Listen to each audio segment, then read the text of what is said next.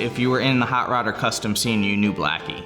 Blackie had a reputation for the highest quality vehicles and just the most genuine person that you could ever meet. What we found is that everybody respected him and he loved the cars. He was honest and people trusted him and really loved him.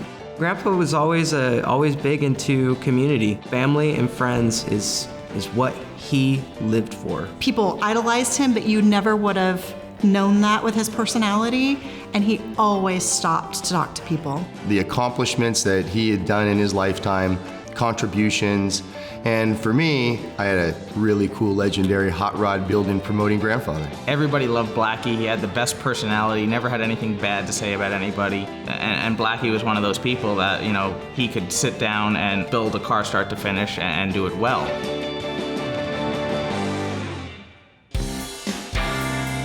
After the war, when he came back, his mission was to build the fastest car here in Fresno.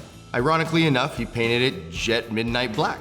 And so as he cruised around town showing off this super fast car, people would say, "Oh, hey, Blackie," and so the nickname first is what people gave the car itself.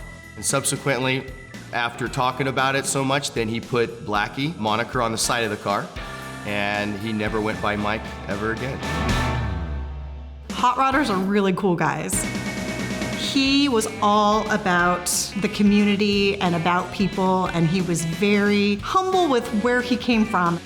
Grandpa's friends were the ones that wanted to step out of the box, and it was okay because during that time, in the 60s and 70s, anything that was cool, taboo, and wild is exactly what they wanted to bring. He had millions of friends, and even though my grandfather had an excellent memory, he would call everybody Hoss. There were a few, though, that he would call Hoss, but also would call, for one, Georgie Baby. That was one of his best friends, George Barris. He was so directly involved and has so many friends that, like him, are spearheading the industry as you see it today, and were huge contributors just like he was. His Fresno Autorama that ran for 51 years was the most prestigious cars assembled in the country. Every car was handpicked by Blackie for his show. You didn't get into his show unless you were invited. Fresno had the ability and the chance to get to see some of the finest cars that were ever created. All the cars were handpicked and of incredible quality to be there, and also hand laid out on the floor so no two red cars, no two black cars would be next to each other. So when you went to one of Blackie's events, it was an experience. Like a lot of other firsts in the industry, I think he contributed a lot to some of the form, fit, and function and presentations you still see today in car shows around the country.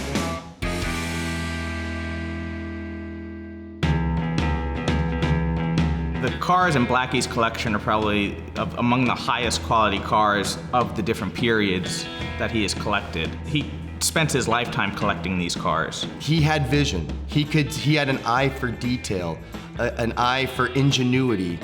He loved builders that took risks. Risks equal reward. A lot of risks builders took in some of the cars in his collection. No one had ever seen it before. Just blew the industry's mind. Like, what is that?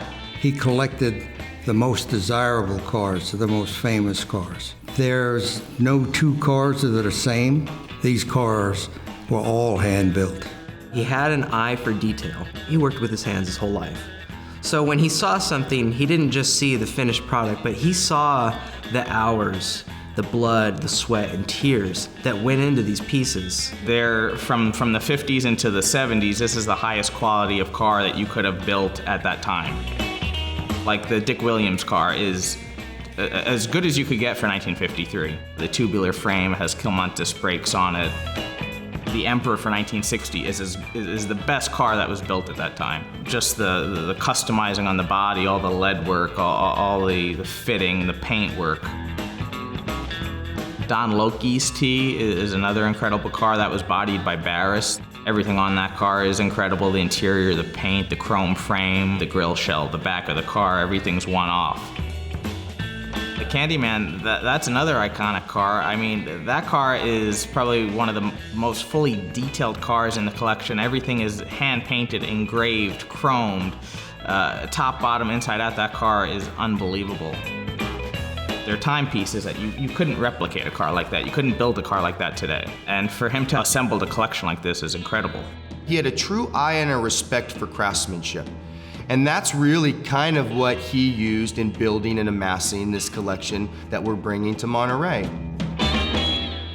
There's a lot of history in these cars, and that's what's so important. And there was a lot of famous people that touched these cars. I'm going to be a little bit sad because it's the epitome of who my grandfather was, but we want them to go to people who will really enjoy them.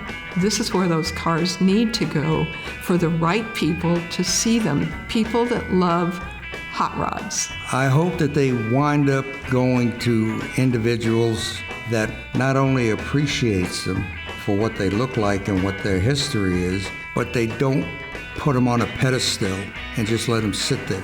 These cars need to be started and run and driven and appreciated. They're one-off, they're custom, and if you stand back and look at each of these cars, they work. They're not cobbled together, they're art pieces. I'll be sad a little. I mean, I will be a little bit, but at the same time, I'm gonna be very happy that they're gonna be moving forward. This is a very open hobby. This hobby is nothing without the support of the people who love vehicles, right? I mean, that is at the essence of it all. This collection meant a lot to my grandfather. It means a lot to us, but he wanted them to move forward. He wanted them to live on. It was always about the cars and the impact they had on people's lives and building a community around the love of that. That's what being a hot rodder is all about.